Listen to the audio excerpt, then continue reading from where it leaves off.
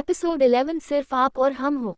जो सेशन कल शुरू होने वाला था उससे आज ही शुरू करना पड़ा। सेशन शुरू डॉक्टर करने ही वाले थे कि सायरा बड़े उम्मीद से डॉक्टर को देख पूछी, हम मर जाएंगे क्या? डॉक्टर सायरा के माथे को सहलाते हुए बोला, नहीं बेटा। इतना बोल डॉक्टर सायरा का दूसरा सेशन शुरू कर दिया। कुछ घंटों के इलाज के बाद डॉक्टर बाहर आ गया। डॉक्टर को बाहर आता देख सोनिया करण डॉक्टर से पूछने लगे, पर डॉक्टर के पास देने के लिए कोई जवाब नहीं था। सायरा का कैंसर बस बढ़ता ही जा रहा था, बचने के चांसेस बहुत कम थे। डॉक्टर ने फिर भी सायरा के माता पिता को उम्मीद देते हुए बोला, हम अपनी पूरी कोशिश कर रहे। इतना बोल डॉक्टर वहां से चला गया। अगला दिन जब डॉक्टर सायरा को चेक करने आया तो सायरा बड़े हिम्मत के साथ पूछी, डॉक्टर अंकल अगर हमारे बीमारी का कोई इलाज नहीं हुआ तो फिर हम कितने वक्त तक जी सकते? आज तक किसी भी कैंसर पेशेंट ने ऐसा सवाल नहीं किया था डॉक्टर से। सायरा के मासूमियत को देख डॉक्टर से झूठ नहीं बोला गया। डॉक्टर सायरा की तरफ देख उदासी से बोला, 3 महीना। इतना बोल डॉक्टर इलाज कर वहां से चला गया। सायरा को जब पता चला तो वो सोच में डूब गई। बहुत कम वक्त बचा है उसके पास और वो इतने कम वक्त में अपनी जिंदगी को जीना चाहती है। स्कूल में ईशान का दिमाग क्लास में ना होकर सायरा के ख्यालों में डूबा था। वो मन ही मन सोचने लगा, सायरा स्कूल क्यों नहीं आए और वो मेरा कॉल भी नहीं उठा रही, वो ठीक तो होगी ना? ईशान को ख्यालों में डूबा देख आलोक बोल पड़ा, क्या हुआ भाई, तेरी लिटिल प्रिंसेस नहीं आई इसलिए तू उससे याद कर रहा? ईशान अपने ख्यालों से बाहर आ आलोक के सिर पर मारता हुआ जवाब दे दिया, मेरी लिटिल प्रिंसेस है वो तो हम उसके ना आने पर उससे ही याद करेंगे। पहली बार ईशान ने कुछ ऐसा बात किया जिससे ईशान के तीनों दोस्त सुन हैरान रह गए। आज तक किसी भी लड़की के लिए ईशान इतनी प्यारी बातें नहीं किया करता था। तीनों को मुंह फाड़ता देख ईशान उन तीनों को इग्नोर करता हुआ क्लास पर ध्यान देने लगा। हॉस्पिटल में सायरा को डिस्चार्ज मिल गया। अभी के लिए सायरा अपने माता पिता भाई के साथ घर जाने लगी।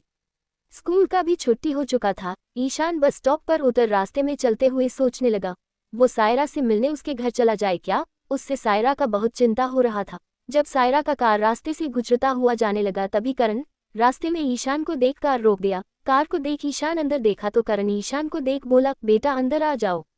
ईशान सायरा को देखा। सायरा को देख उससे थोड़ा राहत सा मिल गया। वो, जी अंकल, बोल कार के अंदर जा बैठ गया, पीछे ही जहां पहले से ही सायरा और उसका भाई बैठा हुआ था।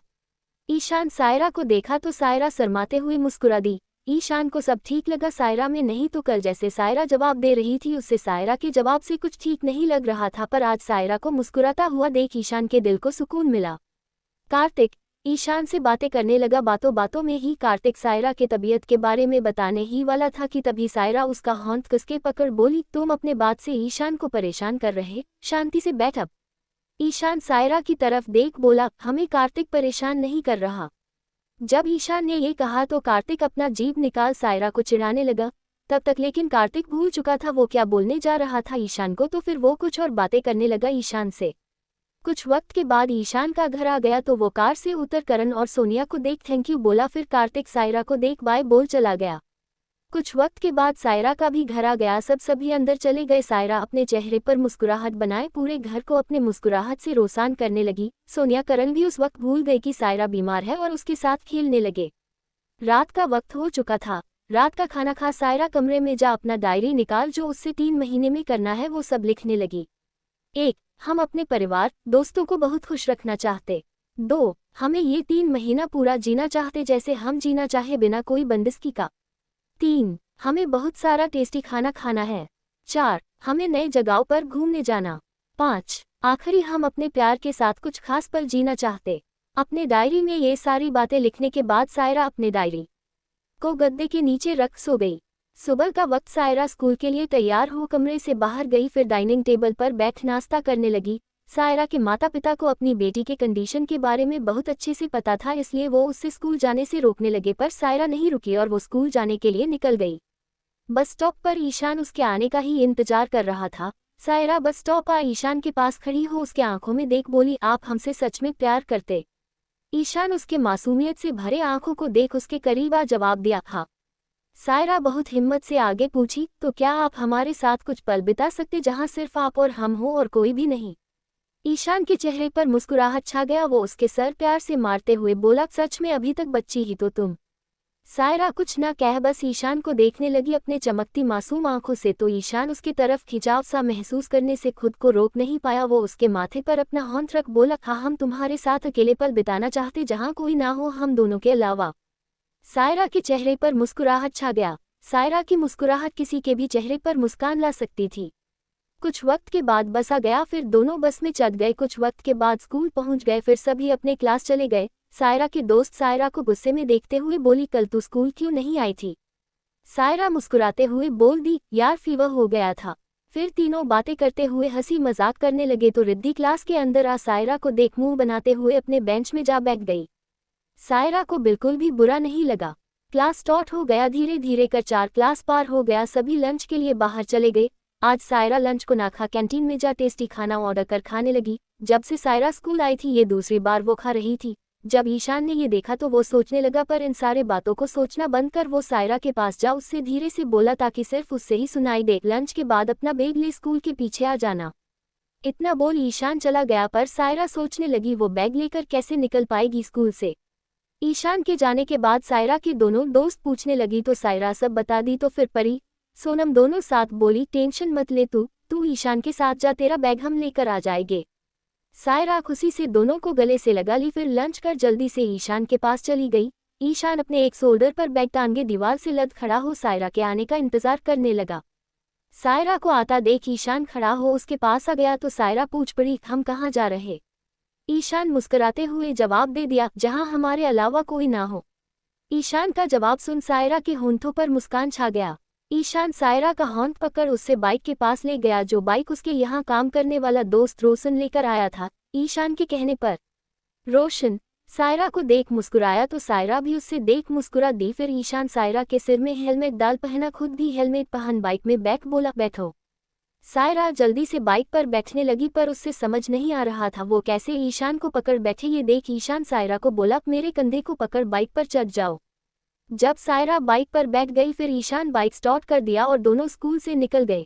ईशान सायरा को दूर ले गया, जहां दूर दूर तक सिर्फ सुंदर नज़ारा दिख रहा हो वहां ले जा बाइक रोक दिया। फिर दोनों बाइक से उतर गए। दोपहर के वक्त यहाँ कोई जल्दी आता नहीं था। दोनों पिंक पत्ता जहाँ गिरा हुआ था वहां जा घास पर ही बैठ गए। सायरा फूल और घास से सर का ताज बनाने लगी, पर वो बन ही नहीं रहा था तो ईशान उसके हाथ से ले सुंदर सा सर का ताज बना सायरा को पहनाते हुए बोला, मेरी प्रिंसेस। ईशान के शब्द सायरा के चेहरे पर मुस्कुराहट भर दिया। ईशान सायरा को अपने सीने से लगा, अपनी आंखों को बंद कर उदासी से बोला, सायरा तुम पहली इंसान हो जो मेरे इतने करीब आए हो, अब हम तुम्हें खुद से दूर कभी नहीं जाने देंगे। सायरा के चेहरे पर उदासी छा गया। सायरा बस 3 महीने की मेहमान है इस दुनिया में। सायरा को बुरा लगने लगा, कहीं वो अपनी खुशी के लिए ईशान को दर्द तो नहीं दे जाएगी हमेशा हमेशा के लिए। सायरा ईशान से दूर होते हुए बोली, ईशान हमारे पापा कहते हैं जब हमारे जिंदगी से पुराने लोग जाते हैं तो और भी खास लोग हमारे जिंदगी में आते हैं।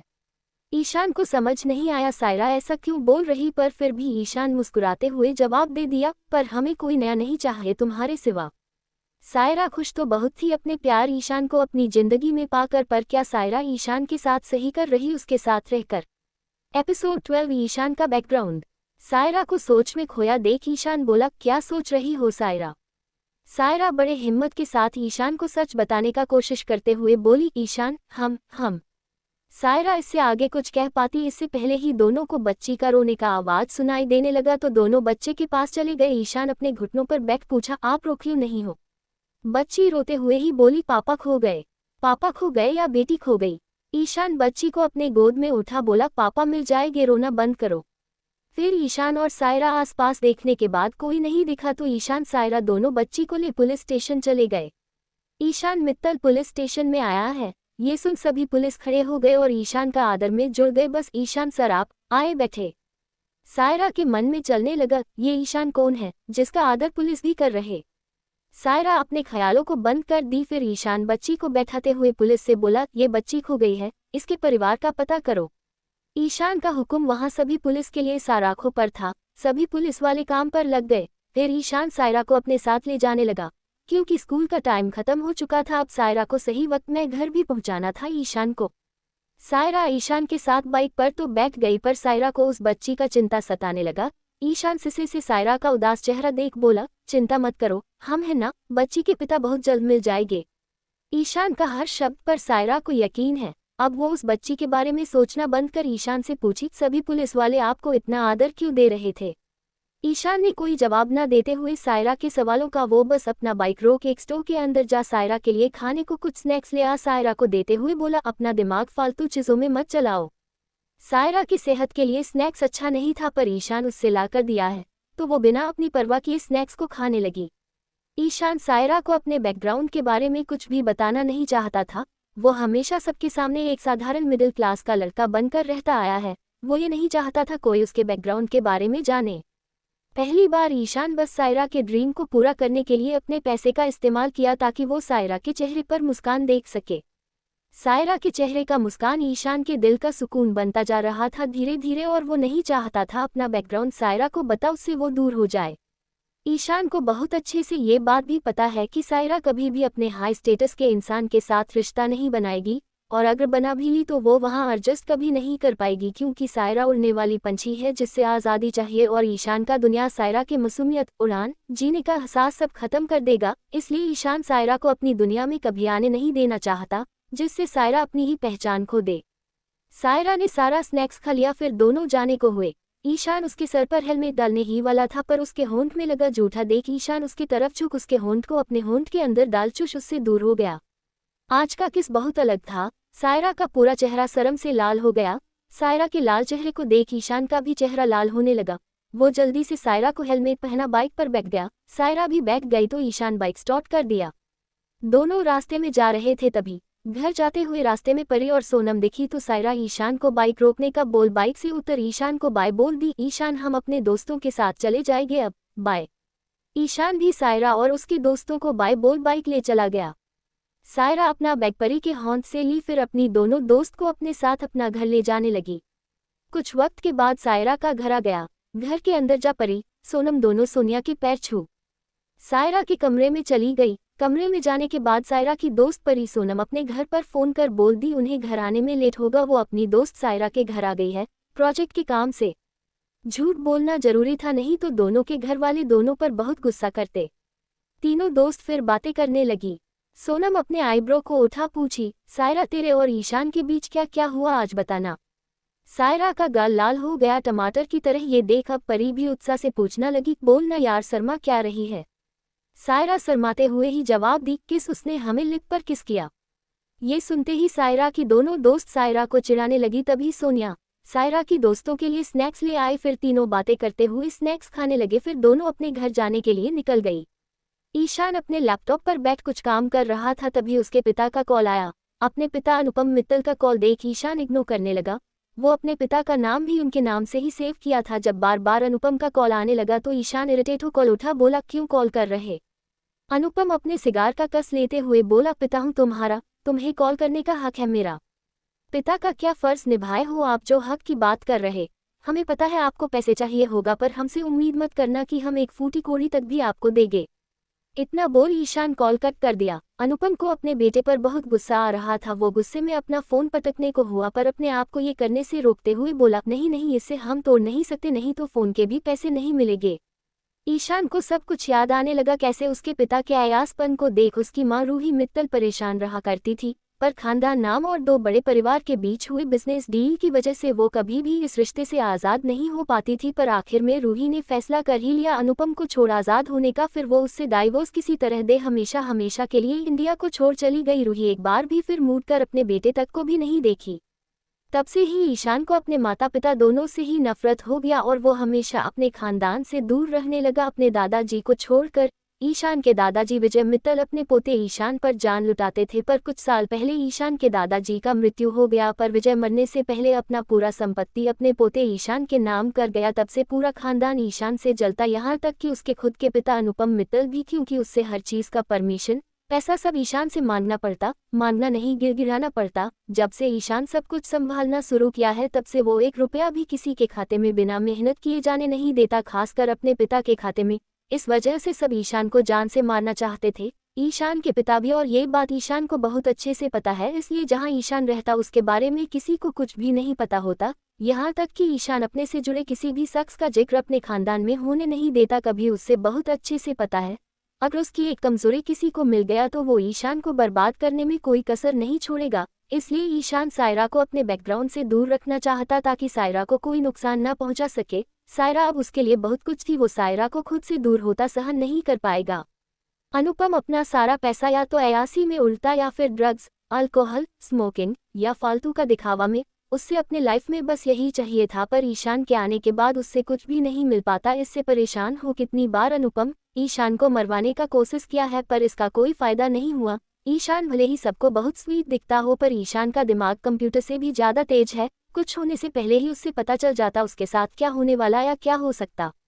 एपिसोड 13 सायरा का चले जाना। अगला दिन जब सायरा सो उठी तो देखी तकिए पर उसका ढेर सारा बाल गिरा हुआ है। सायरा को अपने लंबे सिल्की बाल से बहुत प्यार था, पर उसका प्यार हर रोज उससे छोड़ जाने लगा, जिससे देख सायरा का बहुत रोने का दिल करता। पर सायरा का हर आंसू उसके माता पिता को तकलीफ देगा, इसलिए वो हमेशा मुस्कुराती ही रहती थी ताकि कोई उदास ना हो घर पर। उसके बीमारी को लेकर सायरा सभी बालों को तकिए पर से उठा, उससे मोड़ जहां सभी टूटा बाल सायरा जमा कर छोटे से बॉक्स में रखी थी, वही बाल को रख बॉक्स ड्रॉअर के अंदर रख स्कूल जाने के लिए तैयार हो गई। सायरा के माता पिता नहीं चाहते थे अब सायरा स्कूल जाए, पर सायरा को पता था वो अब नहीं गई तो कभी भी नहीं जा पाएगी। सायरा मुस्कुराते हुए सबको बाय बोल स्कूल जाने के लिए निकल गई। बस स्टॉप में ईशान उसके आने का ही इंतजार कर रहा था। सायरा को आता देख सायरा का हॉर्न पकड़ उससे अपने साथ ले जाने लगा। कहाँ ले जा रहे हो ईशान? हमें? तुमने हमारा मैसेज नहीं पढ़ा? हम तुम्हें मोबाइल दिए हैं ताकि तुम हमारा मैसेज कॉल का जवाब दो, पर तुम हो कि फ़ोन देखती तक नहीं। सायरा सच में फ़ोन को डर से जल्दी निकालती ही नहीं। ईशान सायरा को अपने साथ बाइक पर बैठा ले जाने लगा। सायरा कोई सवाल नहीं कि वो यही तो चाहती थी, अपनी जिंदगी जीना, जो वक्त उसके पास बचा है उसमें। ईशान सायरा को अपने साथ सुंदर से बगीचे में ले गया, जहां सुंदर सुंदर वो भी ताज़ा ताज़ा सब्जी फल पेड़ और पौधे पर लटक रहा था। ईशान सायरा को वहां ले जाते हुए बोला, ये जगह हमें बहुत पसंद है। यहाँ हमारे दादाजी हमें लेकर आया करते थे, पर उनके गुजरने के बाद हम यहाँ अकेले आने लगे। ईशान के आंखों में उसके दादाजी का गुजरने का गम साफ सायरा को नजर आ रहा था, तो सायरा उसके कंधे पर हाथ रख दी ताकि ईशान को अच्छा लगे। ईशान मूड सायरा का हाथ अपने कंधे से हटा, उसे अपनी बाहों में उठा, गोल गोल घुमाने लगा। सायरा खिलखिला उठी। सायरा की हंसी से ये सुंदर सा बगीचा और भी खिल उठा। ईशान रुक सायरा को अपनी बाहों से उतार सामने बने लकड़ी के बेंच में बैठा उसके करीब जाते हुए बोला, तुम बहुत खास हो सायरा हमारे लिए। जब से तुम हमारी जिंदगी में आए हो हम मुस्कुराने लगे हैं। इतना बोल ईशान सायरा के करीब जाता हुआ उसके माथे को चूम लिया, फिर उसे अपने सीने से लगाए कुछ देर तक बैठा रहा। सायरा की तो धड़कने ही चलना बंद हो गया। वो ईशान के साथ जब भी होती तो उसका दिल कहता, वो क्यों मारने वाली है? क्यों वो हमेशा ईशान के प्यार को महसूस नहीं कर सकती? क्यों वो अपने परिवार का सहारा नहीं बन सकती? क्यों वो और जी नहीं सकती? क्यों? सायरा बहुत मुश्किल से खुद को संभाल सच को एक्सेप्ट की थी कि वो मारने वाली है, पर आज उससे उसका दिल कह रहा था, तुम नहीं मर सकती सायरा, नहीं मर सकती। सायरा अपने दिल दिमाग से लड़ रही थी, तभी सायरा के कानों में ईशान का आवाज गया, तुम कुछ खाना चाहोगी? सायरा अपना सिर हाँ में हिला दी तो ईशान उठ सायरा के लिए कुछ खाने को लेने चला गया। सायरा बेंच पर लेट सोचते सोचते कुछ ही मिनटों में सो गई। जब ईशान खाना ले आया तो देखा उसकी लिटिल प्रिंसेस सो चुकी है, तो ईशान खाने को साइड में रख सायरा को अपनी बाहों में उठा, जो सामने लकड़ी का छोटा सा कुटिया बना था उसमें ले जा सूखी घास बोछार पर कपड़ा बिछा हुआ था। ईशान उसी के ऊपर सायरा को सुला दिया। सायरा सोते वक्त छोटी बच्ची की तरह लगती। ईशान अपना फोन निकाल सोती सायरा का प्यारा तस्वीर ले लिया। टाइम होने को था, पर सायरा अपने नींद से अब तक जागी नहीं और ईशान का दिल बिल्कुल नहीं कर रहा था सायरा का उठाने का, तो वो सायरा के घर कॉल कर दिया। सोनिया कॉल उठा, पूछी, हेलो कौन? आंटी हम ईशान। हाँ ईशान बोलो। आंटी सायरा हमारे साथ है, हम उसे मैथड समझा रहे थे और वो पढ़ते पढ़ते सो गई, तो जब उसका नींद खुलेगा हम उससे घर छोड़ देंगे। सोनिया को ईशान पर बहुत भरोसा था, इसलिए सोनिया बस इतना को कह दी, ठीक है बेटा, पर वो कुछ बाहर का खाना चाहे तो मत खिलाना, उसकी तबीयत तुरंत खराब हो जाता बाहर के खाने से। ठीक है आंटी, हम इसका ख्याल रखेंगे। सोनिया भी कभी किसी को सायरा की बीमारी के बारे में नहीं बताती, क्योंकि सायरा को नहीं पसंद इसलिए, और जो सायरा को नहीं पसंद वो सोनिया कभी नहीं करेगी। सोनिया अपनी बेटी से बहुत प्यार करती थी और बस चाहती थी उसकी बेटी को कुछ ना हो, वो हमेशा उसके पास रहे, पर भगवान को क्या मंजूर ये तो वक्त ही बताएगा। शाम के 5 बजे सायरा का नींद खुला। जब वो अपने हाथ में पहने घड़ी पर टाइम देखी तो वो उठ चिल्लाते हुए बोली, 5 बज गया है, भगवान अब हम क्या करें? हम घर पर क्या बोलेंगे? वो हमारी चिंता कर रहे होंगे। ईशान सायरा के होंठ पर अपनी उंगली रख बोला, हम तुम्हारे घर पर फोन कर दिए हैं। सायरा ईशान का उंगली खुद के होंठ से हटा चौंकते हुए बोली, क्या? पर क्यों? क्या बोला आपने? वो लोग गुस्सा होंगे ना? सायरा का सवाल खत्म होने का नाम ही नहीं ले रहा था तो ईशान उसके करीब जा उसके होंठ पर अपना होंठ रख किस करने लगा। ईशान का दिल तो बिल्कुल नहीं कर रहा था कि वो सायरा के होंठ से अपना होंठ हटाए, पर सायरा अभी इतनी बड़ी नहीं थी कि ईशान अपनी हद पार करे तो वो सायरा से दूर हो। बोल, अब एक सवाल भी तुमने किया तो हम इसी तरह तुम्हें किस करते रहेंगे। ईशान के बात को सुन सायरा बिल्कुल चुप हो गई। सायरा का चेहरा लाल टमाटर की तरह लाल हो चुका था। ईशान सायरा के लाल चेहरे को देख खुद को रोक नहीं पा रहा था, इसलिए वो खड़ा हो बोला, चलो हम तुम्हें घर छोड़ देते। इतना बोल ईशान खड़ा हो अपने बाइक के पास चला गया। सायरा भी उसके पीछे पीछे चल दी। फिर ईशान उससे हेलमेट पहना खुद बाइक पर बैठ गया तो सायरा भी उसके कंधे को पकड़ बाइक पर बैठ गई। फिर ईशान बाइक स्टार्ट कर चलता हुआ बता दिया कि उसने उसके घर पर क्या बोला है, तब जाकर सायरा को थोड़ा सुकून मिला। सायरा ईशान जा ही रहे थे कि तभी रास्ते में सायरा को पाव भाजी दिखा तो वो उसे देख बोल पड़ी, ईशान पाव भाजी। ईशान उससे खिलाना तो चाहता था पर ईशान को सायरा की माँ का बात याद आ गया तो वो बोल पड़ा, नहीं सायरा आंटी ने तुम्हें कुछ भी बाहर का खिलाने से मना किया है। पर सायरा जिद करने लगी तो आखिर में ईशान को बाइक रोक उससे पाव भाजी खिलाना ही पड़ा, पर ईशान उससे बस आधा ही पाव खाने दिया फिर उससे घर छोड़ दिया। ईशान बिल्कुल भी ये नहीं चाहता था कि उसकी लिटिल प्रिंसेस को कुछ भी हो जाए। उससे कहाँ पता था उसकी लिटिल प्रिंसेस को कुछ नहीं बल्कि बहुत कुछ हुआ है। ऐसे ही दिन पार होने लगा। सायरा ईशान एक दूसरे से और भी ज्यादा प्यार करने लगे। ये महसूस कर सायरा हमेशा ईशान को अपनी बीमारी के बारे में बताने की कोशिश करती पर वो बता नहीं पाती।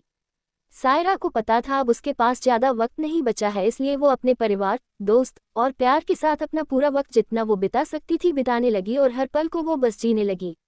इस बीच वो हमेशा भगवान से परे करती कि काश उसकी जिंदगी लंबी हो जाए, पर उसकी हालत बदतर से बदतर होने लगा। बाल तेजी से झड़ने लगे, उसके मुंह से ज्यादा मात्रा में खून बाहर आने लगा और उसके शरीर पर काले धब्बे होने लगे। 2 महीना बीत चुका था। सायरा के बिगड़ते हालात की वजह से उससे दूर जाना पड़ा, इस शहर से, अपने नए दोस्तों से और खासकर अपने प्यार से। फिर सायरा बिना किसी को कुछ बताए अचानक से स्कूल आना छोड़ दी। ईशान सायरा को बहुत कॉल मैसेज किया पर सायरा उससे कोई जवाब नहीं दी। ये देख ईशान को सायरा का चिंता होने लगा। आखिर में ईशान उसके दोस्त और सायरा के दोस्त सायरा के घर गए तो देखा पूरा घर खाली है। ईशान पागलों की तरह फिर सायरा का हर जगह पता लगाने लगा। देहरादून के डॉक्टर्स मनोज से कुछ भी नहीं हो पा रहा था तो आखिर में डॉक्टर ने सायरा को दिल्ली एडमिट करने का सुझाव दे उससे डॉक्टर विवेक राय से इलाज कराने का बोला। सायरा दिल्ली अपने पूरे परिवार के साथ आ गई। सायरा की तबीयत इतनी खराब हो गई थी कि वो ईशान का दिया फोन और अपनी डायरी उसी घर पर छोड़ दी और वो ईशान और अपने दोस्तों को आखिरी बार बाय भी नहीं बोल सकी, ना ही ईशान को अपने बीमारी के बारे में बता सकी। अचानक से सायरा का तबीयत खराब होने की वजह से करण भी ना ही ऑफिस में छुट्टी ले सका, ना ही अपना ट्रांसफर दिल्ली में करवा पाया।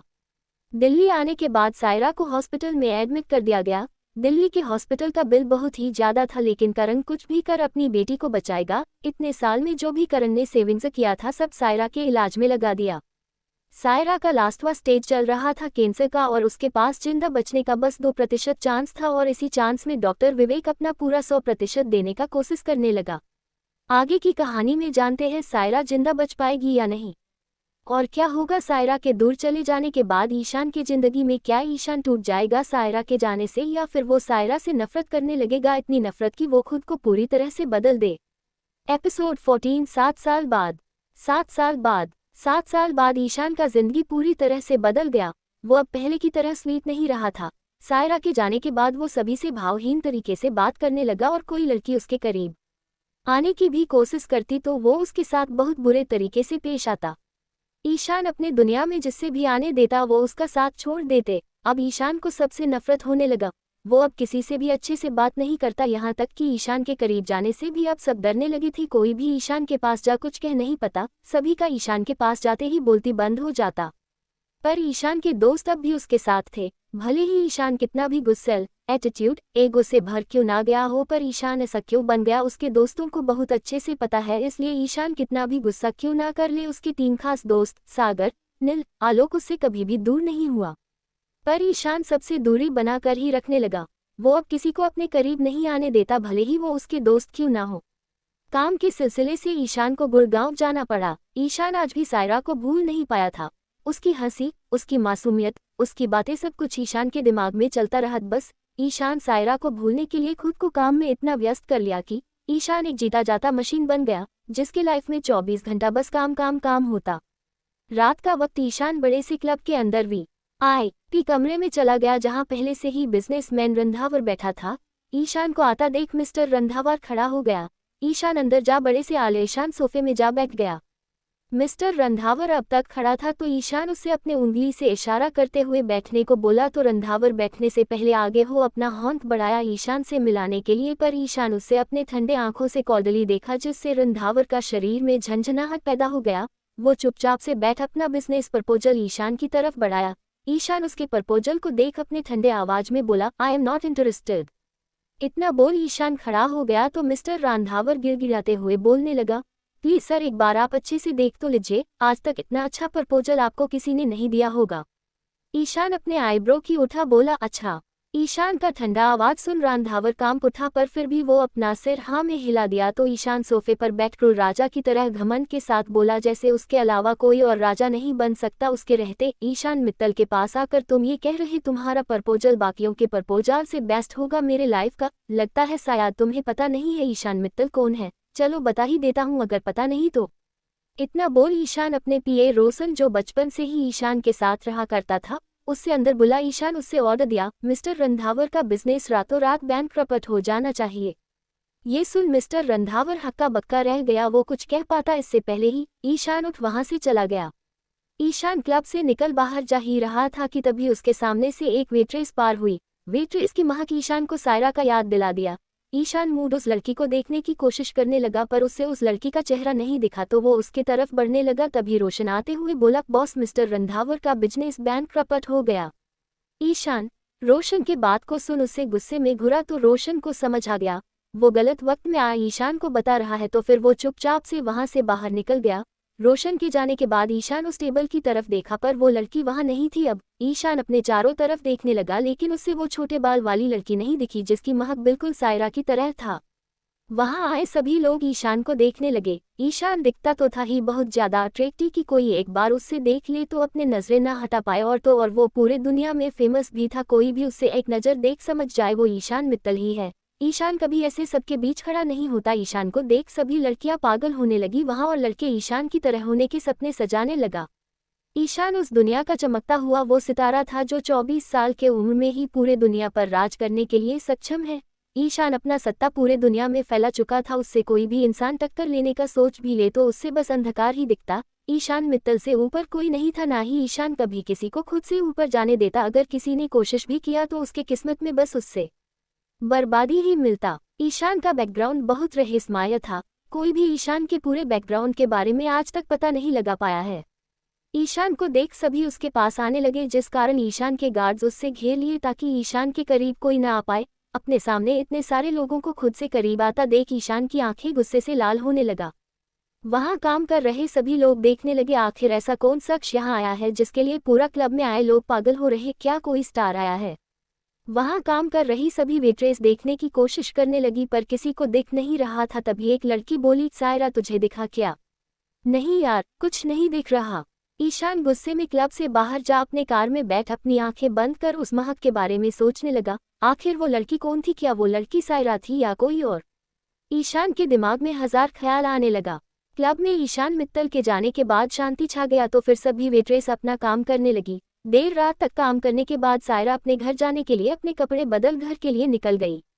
देर रात छुट्टी होने की वजह से सायरा अपने प्रोटेक्शन के लिए चाकू पेपर स्प्रे साथ ले जाया करती ताकि कोई उससे छेड़ने की कोशिश भी करे तो सायरा पीछे ना हटे और उन लोगों का डट कर सामना करे। रास्ते में सायरा चलते हुए अपना घर जाने लगी। आज इतने सालों बाद सायरा को भी एहसास हुआ जैसे ईशान उसके बहुत करीब था। सायरा भी ईशान को कभी भूल नहीं पाई थी पर उसकी जिंदगी ऐसी मोड़ पर आ खड़ी हो गई कि वो दोबारा कभी ईशान से मिलने का ख्याल भी अपने मन में नहीं ला पाई। आगे की कहानी में जानते हैं इन 7 साल में ऐसा क्या हुआ कि सायरा ठीक होने के बावजूद कभी ईशान से मिल ना सकी। एपिसोड 15 7 साल पहले।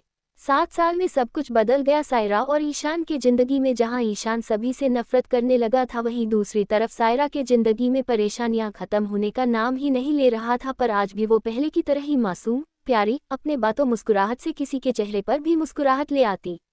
7 साल पहले जब सायरा का ऑपरेशन हो रहा था तब डॉक्टर्स ऑपरेशन में अपना 100% देने लगे और सायरा को अपनी जिंदगी आगे जीने का तमन्ना था। वो अपने इस जंग को डट कर लड़ने लगी पर फिर भी ऑपरेशन सक्सेसफुल नहीं हो पा रहा था। सायरा की सांसें धीरे धीरे बंद होने लगा, पर सायरा को जब ईशान, उसके माता पिता, भाई और उसके दोस्तों का ख्याल आया तो उसके शरीर में जैसे फिर से अपने बीमारी से लड़ने का हिम्मत जाग उठा। डॉक्टर्स हार मानने ही वाले थे कि सायरा की सर में हो रहे प्रोग्रेस को देख डॉक्टर्स फिर से लग गए सायरा को बचाने में। आखिर में ऑपरेशन सक्सेसफुल हो ही गया। उस दिन सायरा तो बच गई अपने बीमारी से, पर उसकी जिंदगी पूरी तरह से बदलने लगी। जब सायरा के परिवार वालों को पता चला सायरा बच गई है तो सायरा के माता पिता के आंखों में आंसू भर गया। फिर कुछ दिनों तक, जब तक सायरा पूरी तरह से ठीक ना हो जाए, उसे हॉस्पिटल में ही रखा गया। कैंसर की बीमारी की वजह से सायरा के पूरे बाल चले गए थे, जिसका अफसोस सायरा को बहुत हो रहा था। पर इससे ज्यादा अफसोस सायरा को इस बात का था कि उसके वजह से उसके पिता का नौकरी चला गया। करण दिल्ली में ही जॉब ढूंढने लगा, पर उससे कोई भी जॉब नहीं मिल रहा था। आखिर में वो छोटे मोटे काम करने लगा, जैसे ट्रक में सामान लोड करना, किसी के घर सामान पहुंचना। पर इससे ज्यादा कमाई नहीं हो पाता, जिस वजह से पूरा घर चल नहीं पा रहा था। खाने तक को भी पैसे ठीक से नहीं जुड़ते। स्कूल में एडमिशन करना तो बहुत दूर का बात था। करण अपने हालातों से परेशान हो शराब के नशे में धुत रहने लगा। आखिर में जब सायरा डिस्चार्ज हो अपना छोटा सा 2 कमरे का रूम, जिसकी हालात बिल्कुल भी ठीक नहीं था, उसके अंदर गई। अपने घर का हालात देख सायरा को बहुत बुरा लगने वो फिर उसने अपने पिता को देखा, जो उसके बीमारी को ठीक करते करते खुद शराब में धुत हो बीमार पड़ने लगे। उस वक्त सायरा अपना बचपन को कुर्बान कर 15 से 16 साल के उम्र से ही काम करने लगी, ताकि वो अपने घर को संभाल सके, खासकर अपने पिता जो उसके लिए अपना सब कुछ कुर्बान कर दिया। सायरा हर जगह काम ढूंढने लगी, तब जाकर उससे छोटे से रेस्टोरेंट में काम मिला। वहां उससे ज्यादा पैसे तो नहीं मिल रहे थे, पर अभी के लिए वो भी काफी था। फिर सायरा अपना पूरा दिल लगा अपने सारे सपनों को, अपने प्यार ईशान और दोस्तों को कुर्बान कर काम करने लगी। बस वहां उससे ज्यादा पैसे तो नहीं मिलते, पर 2 वक्त का खाना और अपने भाई का एडमिशन वो छोटे से स्कूल में करा दी थी। वो नहीं चाहती थी कि उसकी तरह उसके भाई का भी फ्यूचर खराब हो जाए। करण को बहुत बुरा लगने लगा। वो अपने बेटी को राजकुमारी बनाकर रखना चाहता था, और वो अब इस लायक भी नहीं बचा कि वो अपनी बेटी को इतनी छोटी सी उम्र में काम करने से रोक भी सके। घर के हालात इतने बुरे हो गए कि पैसे का हमेशा किल्लत रहने लगा। करण बहुत बार खुद का जान लेने का कोशिश किया, पर सायरा अपने पिता को ये करने से रोक लेती। एक दिन तो करण अपने हालात से पूरी तरह परेशान हो अपने आप को कमरे में बंद कर फांसी लगाने को हुआ, पर सायरा दरवाजे पर खड़ी हो रोते बोलने लगी, पापा आप ये कैसे सोच सकते, आप हम पर बोझ हो। हम मरने वाले थे पापा, अगर आप नहीं होते तो हम सांस तक नहीं ले पा रहे होते अब तक।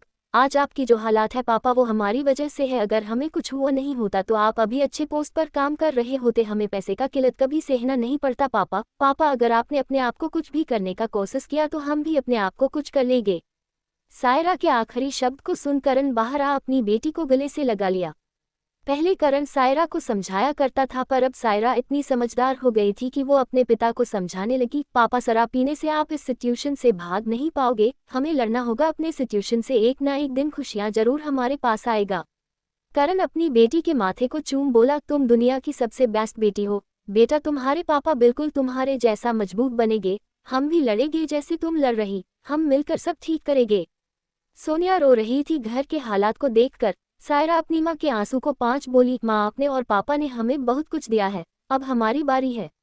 इतना बोल वो अपने माता पिता को एक साथ गले से लगा ली, फिर पूरे घर की जमींदारी को अकेले ही संभालने लगी। करण बहुत कोशिश करता पर उससे अब हो नहीं पा रहा था, जिस कारण वो थोड़ा बीमार रहने लगा। रेस्टोरेंट में काम करने से सायरा को इतने पैसे भी नहीं मिलते थे जिससे वो घर का खर्च अच्छे से चला पाए, अपने भाई की पढ़ाई का खर्च और अपने पिता दे दवाइयों का खर्च निकाल सके। इसलिए वो फिर नया काम ढूंढने लगी। फिर कुछ वक्त के बाद वो क्लब में वेट्रेस का काम करने लगी। क्लब में उससे ज़्यादा पैसे मिल जाया करते थे, जिससे घर की ज़रूरतें पूरी हो जाया करती थी। पर परेशानी बस इतना था कि उससे कभी कभी पूरी रात काम करना पड़ता तो कभी देर रात तक, पर पैसे अच्छे मिलने की वजह से वो ये काम नहीं छोड़ रही थी।